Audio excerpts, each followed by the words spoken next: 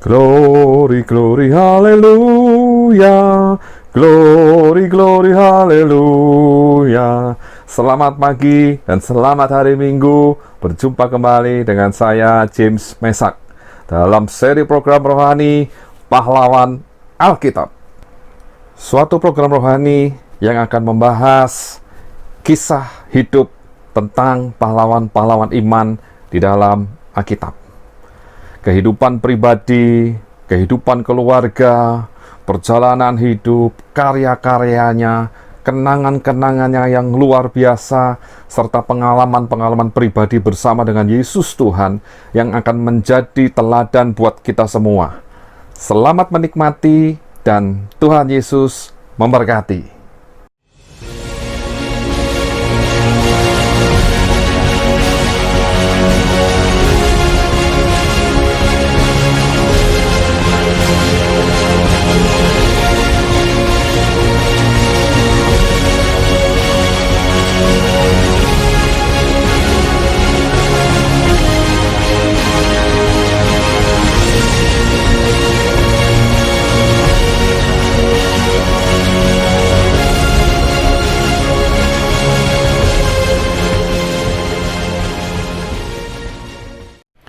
Shalom, selamat pagi Bapak Ibu dan dikasihi Tuhan. Kita bertemu kembali dalam program Pahlawan Alkitab.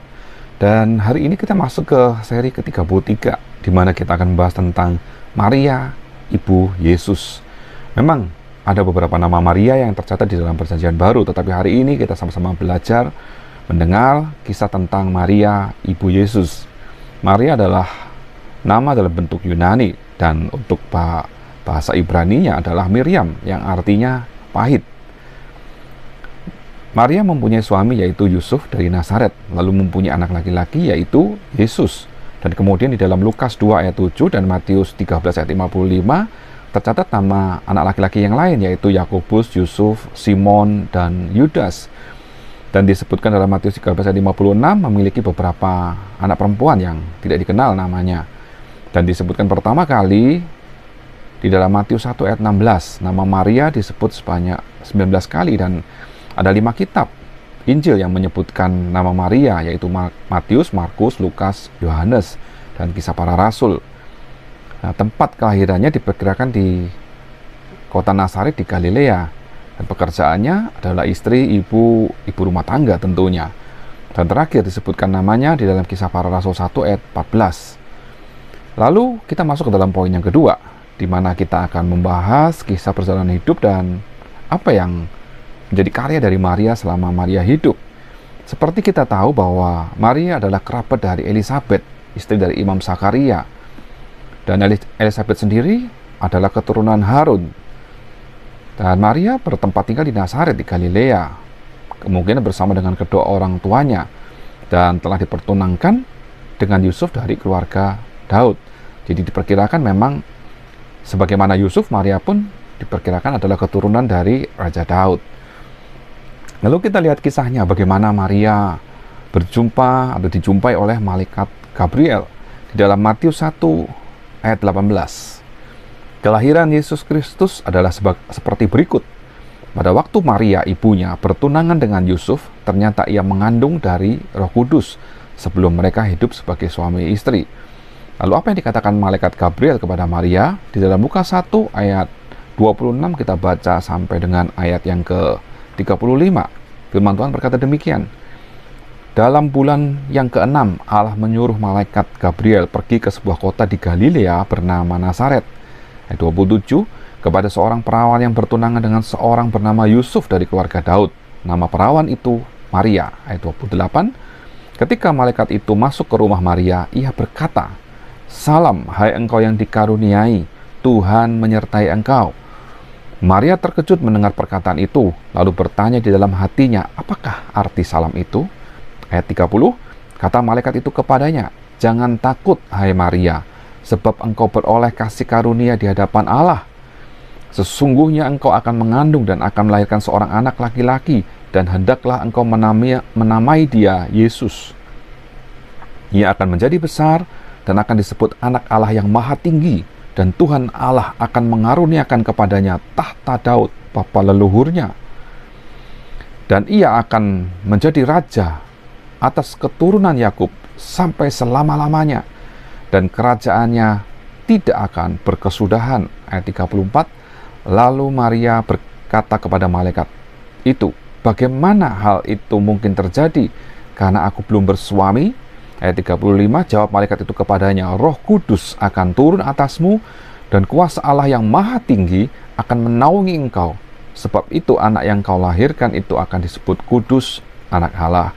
Karena ketaatannya, Maria berkata di dalam Lukas 1 ayat 38, kata Maria, sesungguhnya aku ini adalah hamba Tuhan, jadilah padaku menurut perkataanmu itu. Lalu malaikat itu meninggalkan dia. Dan di dalam kisah berikutnya kita membaca di dalam Lukas 1 ayat 39 sampai 44, bagaimana Maria berjumpa dengan Elisabet yang adalah kerabatnya itu. Lukas 1 ayat 39, beberapa waktu kemudian berangkatlah Maria dan langsung berjalan ke pegunungan menuju sebuah kota di Yehuda. Di situ ia masuk ke rumah Zakaria dan memberi salam kepada Elisabet. Dan ketika Elisabet mendengar salam Maria, melonjaklah anak yang di dalam rahimnya. Dan Elisabet pun penuh dengan Roh Kudus. Lalu berseru dengan suara nyaring, diberkatilah engkau di antara semua perempuan dan diberkatilah buah rahimmu. Siapakah aku ini sampai ibu Tuhanku datang mengunjungi aku? Ayat 44, sebab sesungguhnya ketika salammu sampai kepada telingaku, anak yang di dalam rahimku melonjak kegirangan. Lalu di dalam Lukas 1 ayat 56, dan Maria tinggal kira-kira 3 bulan lamanya bersama dengan Elisabet, lalu pulang kembali ke rumahnya. Dan setelah itu berlanjut kisah bagaimana bayi Yesus itu lahir. Dan kita sudah mendengar ceritanya sama-sama di Natal ini. Di dalam Lukas 2 ayat 17-19, saya akan bacakan ayat ini. Dan ketika mereka melihatnya, mereka memberitahukan apa yang telah dikatakan kepada mereka tentang anak itu. Dan semua orang yang mendengarnya heran tentang apa yang dikatakan gembala-gembala itu kepada mereka. Ayat 19, tetapi Maria menyimpan segala perkara itu di dalam hatinya dan merenungkannya. Dilanjutkan bagaimana ada beberapa peristiwa di Bethlehem dan Yerusalem, bagaimana Yesus yang genap 8 hari disunat dalam Lukas 2 ayat 21, lalu bagaimana setelah genap waktu pentahiran atau waktu penyerahan bayi usia 40 hari diserahkan kepada Tuhan di Yerusalem dengan mempersembahkan korban. Itu kisahnya ada di dalam Lukas 2 ayat 22 sampai 24. Dan bagaimana ketika Yesus umur 12 tahun diajak ke Yerusalem dalam rangka hari Paskah. Dan saat mereka pulang, ternyata Yesus tinggal di Yerusalem, berkata-kata kepada ahli-ahli Taurat dan orang banyak di Bait Allah. Di sini kita sama-sama mendengar ayat yang juga terkenal di dalam Lukas 2 ayat 48 dan 49. Dan ketika orang tuanya melihat dia, tercenganglah mereka. Lalu kata ibunya kepadanya, Nak, mengapakah engkau berbuat demikian terhadap kami? Bapamu dan aku dengan cemas mencari engkau. Ayat 49, jawabnya kepada mereka, mengapa kamu mencari aku? Tidakkah kamu tahu bahwa aku harus berada di dalam rumah Bapakku? Nah, kita melihat bahwa saat masih muda pun Yesus sudah memiliki hikmat yang luar biasa. Dan kisah tentang Maria dilanjutkan pada saat Yesus memulai pelayanannya, khususnya terjadi pada saat perkawinan di kota Kana.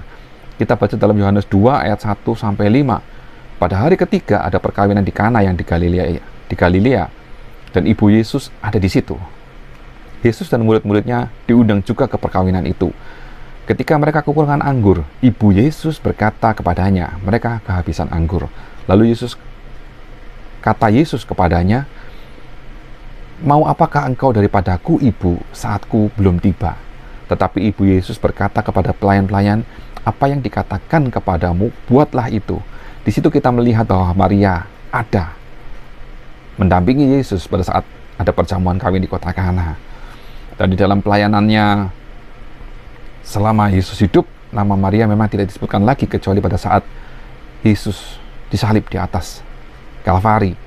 Di dalam Yohanes 19 ayat 25 dan 26. Dan dekat salib Yesus berdiri ibunya dan saudara ibunya, Maria istri Klopas dan Maria Magdalena. Ayat 26, ketika Yesus melihat ibunya, dan murid yang dikasihinya di sampingnya. Berkatalah ia kepada ibunya, "Ibu, inilah anakmu." Dan setelah Tuhan Yesus disalibkan, mati, dan dia bangkit, lalu naik ke surga, dikisahkan di dalam Kisah Para Rasul, bagaimana murid-murid Yesus bertekun dalam sebuah kamar di loteng Yerusalem. Ada 120 orang di sana, termasuk ibu Yesus dan saudara-saudara Yesus. Dalam Kisah Para Rasul 1 ayat 14, mereka semua bertekun dengan sehati dalam doa bersama-sama dengan beberapa perempuan serta Maria, ibu Yesus, dan dengan saudara-saudara Yesus. Itulah nama Maria terakhir disebutkan di dalam Kisah Para Rasul 1 ayat 14. Lalu kita masuk ke dalam poin yang ketiga, apa yang menjadi keteladanan Maria bagi hidup kita. Dan kisah yang sudah kita dengar tadi, ada beberapa hal yang bisa kita ambil. Yang pertama, Maria adalah seorang yang takut Tuhan, yang mengasihi Tuhan, dan dia taat akan perintah yang Tuhan berikan melalui malaikat Gabriel, sehingga dia bisa berkata, "Aku ini hamba Tuhan," dan terjadilah menurut kehendak Bapa. Di sini Maria menunjukkan satu bentuk keseriusan di dalam dia mengambil tanggung jawab, menerima tanggung jawab dalam hidupnya untuk mengandung bayi Yesus dan tetap menjalani kehidupan bersama dengan Yusuf, tunangannya waktu itu. Dan dia menjalani kehidupannya dengan takut, dengan sungguh-sungguh berjalan menurut pimpinan dan perkataan Tuhan. Karena saat malaikat datang dalam mimpi Yusuf dan Yusuf mengajak Maria pergi ke Mesir dan kembali, semua dijalani dengan sukacita, semua dijalani dengan penuh pengharapan, karena dia yakin dia mengandung bayi Yesus, raja di atas segala raja. Dan kita lihat sampai di masa pelayanan Yesus pun dengan setia dia mendampingi Yesus. Bahkan setelah Yesus naik ke surga pun dia bersama dengan murid-murid dan saudara-saudaranya yang lain bertekun, berdoa di dalam loteng Yerusalem, menunjukkan keseriusan seorang Maria untuk mengakui Yesus sebagai Tuhan dan Juru Selamat. Dan inilah keteladanan yang harus kita ikuti hari ini, minggu ini. Di saat kita mendengar kisah tentang Maria, kita melihat keteladanannya, ketaatannya, kesetiaannya, kesalehannya, kesungguhannya, kekudusannya, dan keseriusannya untuk mengikuti Yesus. Itu yang harus kita lakukan dalam hidup kita hari ini. Dan mari kita setia kepada Tuhan sampai akhirnya, sampai Tuhan memanggil kita pulang kembali ke rumah Bapa di surga. Karena itulah tugas kita untuk menjadi anak-anak Tuhan yang dipakai oleh Tuhan untuk melayani Tuhan seumur hidupnya. Puji Tuhan, Tuhan Yesus memberkati. Dan poin-poin keteladanan Maria inilah yang membuat kita bisa berkata bahwa Maria adalah pahlawan Alkitab. Haleluya. Amin.